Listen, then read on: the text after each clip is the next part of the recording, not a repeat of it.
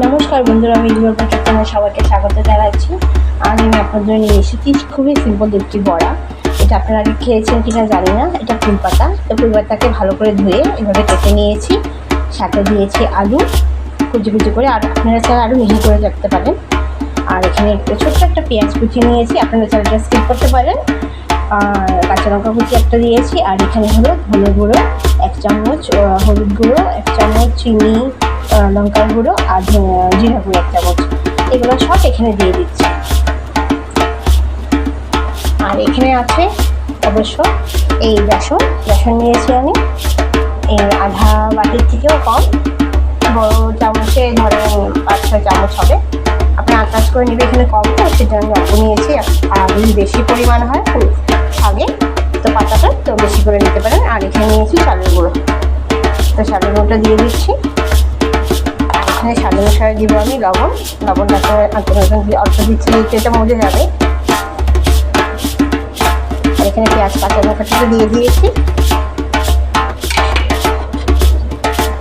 তো এটাই সামান্য ভালো করে এটা মিক্স করে আপনাদের রাখছি, আর কিছু দিতে হবে না, সব দেওয়া হয়ে গেছে। আর হ্যাঁ, ভাজা মশলা আমি একটু অ্যাড করে দেবো এর মধ্যে, তারপরে মিক্স করে নিচ্ছি।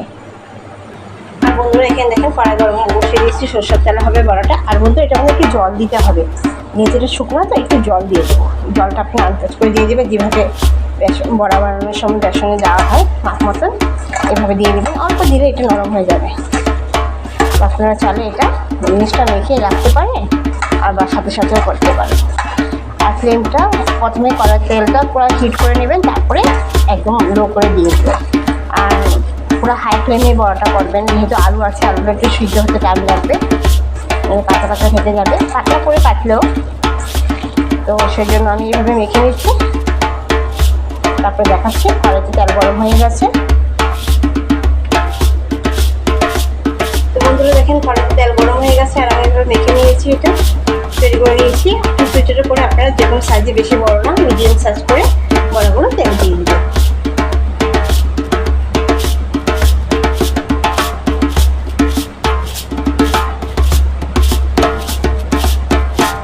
তেলটা একদম কম করে নিয়েছি, এগুলো দিয়ে দেবো।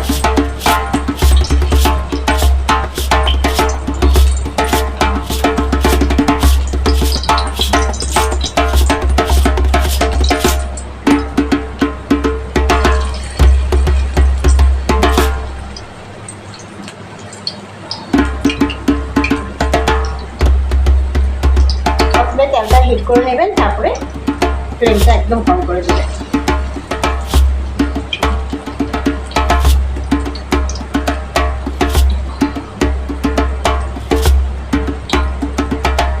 এইভাবে বাড়িয়ে দেখবেন, চুইটা ডাটা আনলে, ডাটাগুলো তো এমনি আমরা খাইয়ে দিয়ে খাই ডাটাতে দিয়ে। তো এইভাবে বানিয়ে দেখবেন, খুবই ভালো লাগে। আপনারা চাইলে এর মধ্যে সুজিও দিতে পারেন, অ্যাড করতে পারেন, ভালো লাগবে। কাঁচা লঙ্কা পেঁয়াজ সাথে দিতে পারেন। তো অনেকভাবে খাওয়া যায়, তো আমি পেঁয়াজ অল্প দিয়েছি। এভাবে করলে ভালো লাগে, আমি সিম্পলভাবেই করে পছন্দ করি এটা। তো এটা বড়টা হতে থাকুক বন্ধুরা, সাথে থাকুন আমার। তো বন্ধুরা দেখেন এক সাইড ভাজা হয়ে গেছে অল্প। তো আমি এখন বড়গুলো আস্তে আস্তে করে উঠিয়ে নিচ্ছি, মানে আরেক সাইড উঠিয়ে দেবো। এভাবে ফ্লেমটা কমিয়ে রাখলে কী হয়, এটা আলুটা সিদ্ধ হয়ে যাবে। তাহলে আলুটা যেভাবে হাই ফ্লেম থাকলে আলুটা পুড়ে যাবে, কিন্তু ইয়ে হবে, বড়াটা পুড়ে যাবে। ভালো করে এটা সিদ্ধ হবে।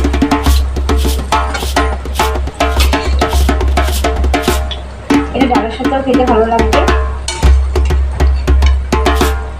আপনারা চাইলে ঝালটা আপনাদের ইচ্ছা মতন দিতে পারেন, ঝাল লবণটা আপনাদের স্বাদ অনুসারে দেবেন আপনারা। আমি কম দিয়েছি। যদি পাতার পরিমাণটা বেশি হয় তো বেসন দেবেন 1 বাটি। আমার কম ছিল বলে আমি আধা দিয়েছি। তো এই সাইডটা ভাজা হয়ে আসুক। খুবই সিম্পল একটি বড় রেসিপি এটা, আপনারা অবশ্যই বাড়িতে ট্রাই করে দেখবেন। আমি এটা সার্ভ করার পরে আপনাকে দেখাচ্ছি। এভাবে করে নিচ্ছি, এক সাইড হয়ে গেছে, আরেক সাইড হচ্ছে।